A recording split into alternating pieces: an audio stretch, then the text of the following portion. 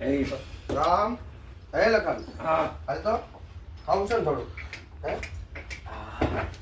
ખા જાય લે લે લે લે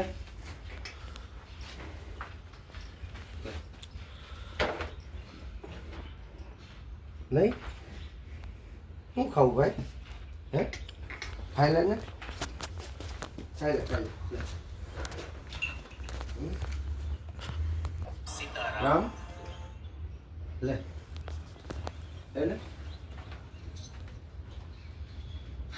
લે ને ખાઈ લે હે રામ ખા લે ભાઈ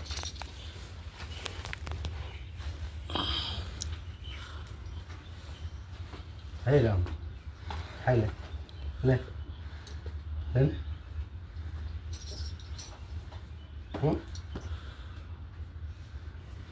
તારા સાંભળે છે બરાબર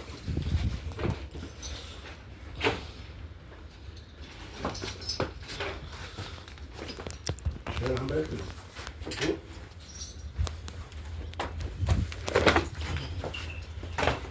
હાલ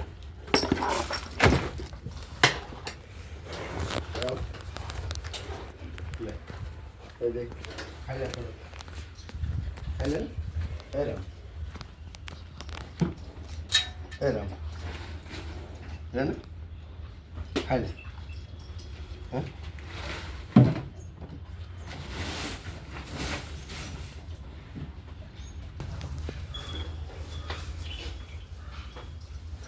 બોલવું ઘણું હોય પણ બોલી નથી શકાતું કેમ કે આવા હજારો બળદની વેદના ભીતરને રડાવે છે લગભગ 20 દિવસ થયા આપણે બીજો વિડીયો મૂક્યો હતો આખો એ વિડીયો બનાવ્યો ને ફેમસ થવા માટે નથી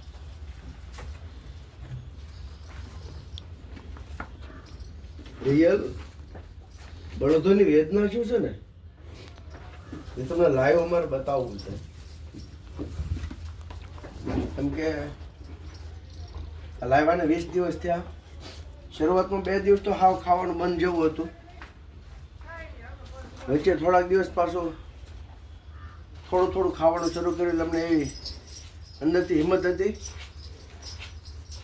કે હવે ખાતા થઈ જશે અને ફરી ફરી એનું પાછું ઘર સાંભળે છે અને એનો માલિક સાંભળે છે અને એનો માલિક ખૂબ દયાળુ છે કે તમારીના સેટ ન થાય પાછા મૂકી દેજો બરોબર છે હું એના ગઢ પણ પાડીશ મને કોઈને નહીં આપું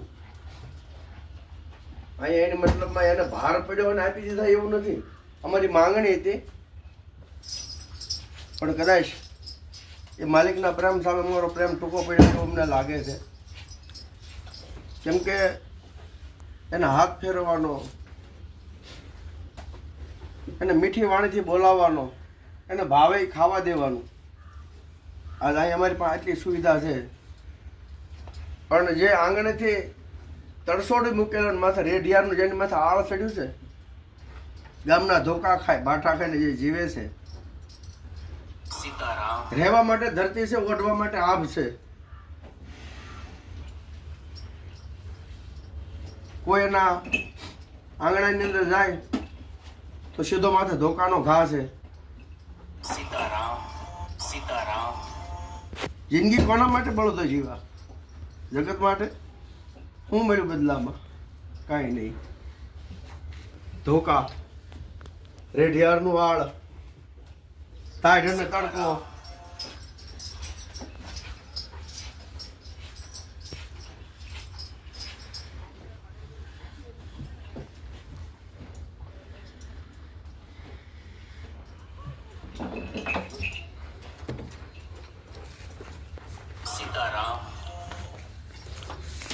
પાપના ભારા બાંધજો કોના માટે ભેગું કરીશું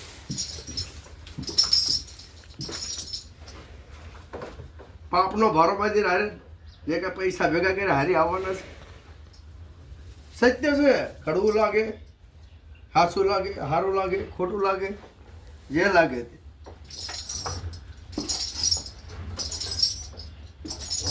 જે આંગણાની અંદર વૃદ્ધ ગાયો અને બળદોની સેવા થતી હોય, એના મા બાપ કોઈ જ વૃદ્ધાશ્રમમાં ન હોય, એ ફાઇનલ વાત છે એમને. કેમ કે ઘરનો રિવાજ છે ગઢપણ પાળવાનો, અને પ્રેમ અને ભાવથી હસવાતા હોય એમને.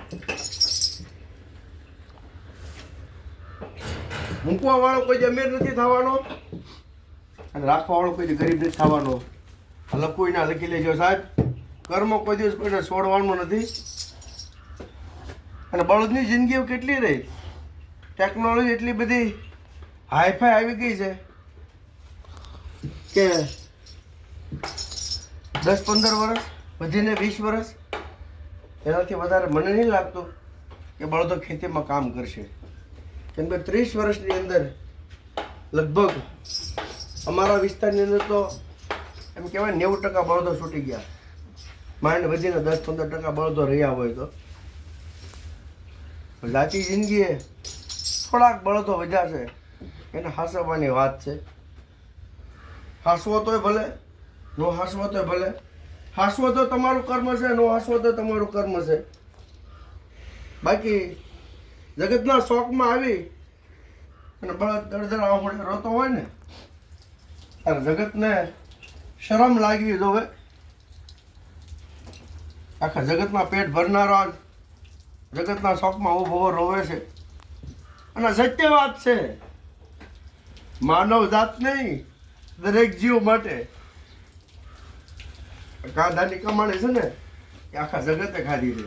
અને એની જાત એને તોડી નાખી. જાતવાન બળદો, મારે બીજું કાંઈ નહીં, કે જાતવાન બળદો કે અમારા ટ્રસ્ટની 8-10 જણા છે, બધા વિશેષ પ્રેમ આપે.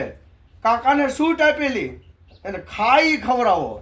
મારે પૈસાની મતલબ નથી, મારે બળદના આહુડા નથી પડાવવા સાહેબ, તોય પોસિબલ નથી થતું. અમારાથી એટલું હાર્ડ પડે છે. એના માટે એને ભૂખ લાગવાની દવા, બીજી ત્રીજી દવા, રોજ જાગીને માથે હાથ ફેરવવાનો, છોકરાથી વિશેષ હાસવાના, બાપથી વિશેષ પ્રેમ આપવાનો, તોય ભેગું નથી થતું. બસ છેલ્લા 5 દિવસ વાટ જોવાની છે. 5 દિવસની અંદર બળદો ખાવાનું શરૂ નહીં કરે તો અમારે નિર્ણયમાં કંઈ ફેરફાર કરવો પડશે, અને માલિકને પાછા બોલાવી અને આંગણે પાછા બંધાવવા પડશે. અમને પૈસાથી કોઈ મોહ નથી, અને પૈસા માટે આ કાર્ય પણ નથી. આ કાર્ય છે માત્ર બળદોનું જતન કરવા માટે.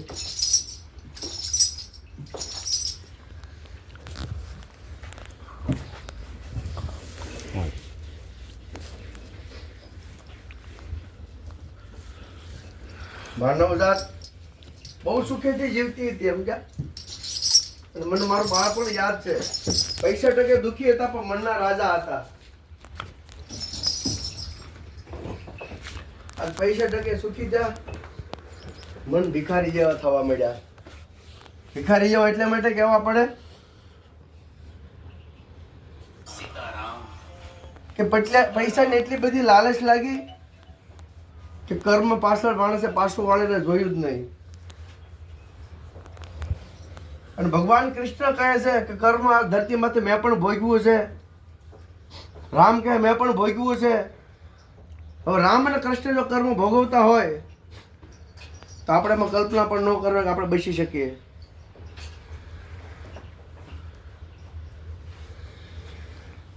વિશેષ તો આના માટે કહેવા માટે મારી પાસે કોઈ શબ્દો નથી.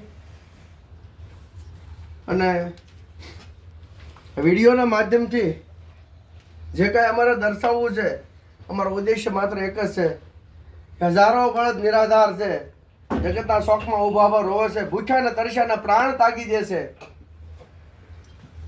એ એના માલિકના આશ્રય બંધાઈ રહે, એના માલિકના અંદર ભીતરની કાંઈક પ્રેમ કરુણા ભાવ જાગે, અને છોડતી વેળા ખાલી એટલા દિવસો યાદ કરી કે આના થકી મારા પરિવારમાં 5 પાંદડા લીલા થયા છે, અને આના પેટની અગ્નિ ઠારવાય 5 પાંદડા કામ ન લાગે ને તો ધન નહીં ધૂળ છે. ઘણી વખત એવા પણ વિડીયો જોયા છે, મરદ માણા હોય, મોઢે મૂછું હોય. આ સત્ય હકીકત છે, કડવું લાગશે પણ સત્ય હકીકત છે. ઘણી વખત આપણે પૂછતા હોય ભાઈ એને બળદને હું કામ મૂકી દીધા, કે ભાઈ ઘરમાં કોઈ રહ્યું નથી, વડીલો છે, હવે એની સેવા થાય એમ નથી, બાપાની ગેરહાજરી થઈ ગઈ, આવા બધા પ્રશ્નો હોય. પણ જ્યારે 25 વર્ષનો યુવાન કે 30 વર્ષનો યુવાન એ બળદની જોડ લઈને ક્યાંય મૂકવા જાય અથવા તો રોડે રજળતા મૂકે, એ મર્દાનગીની મૂછું નથી મારા બાપ, એ ખાલી પીસડા છે, પીસડા.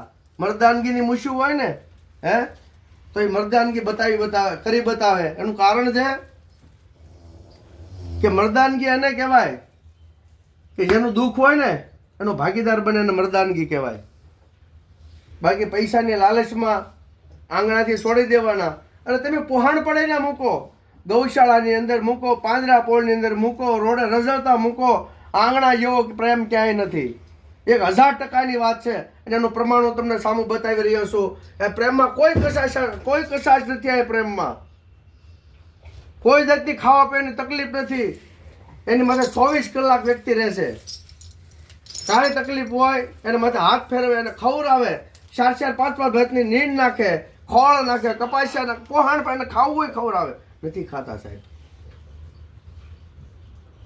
અને જ્યાં સુધી આ જીવ દુઃખી છે ને, સાથી ઠોકીને કહું છો કે કૃષ્ણ પરમાત્મા ક્યારેય રાજી નથી થવાનો. જ્યાં ફાફા મારવા ના ફારી લો, જગતમાં જ્યાં સુખ ગોતવું ને ગોતી લો, સુખ ક્યાંય નથી મળવાનું. જાઓ.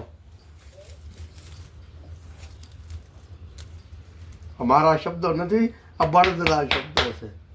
જય ગૌ માતા.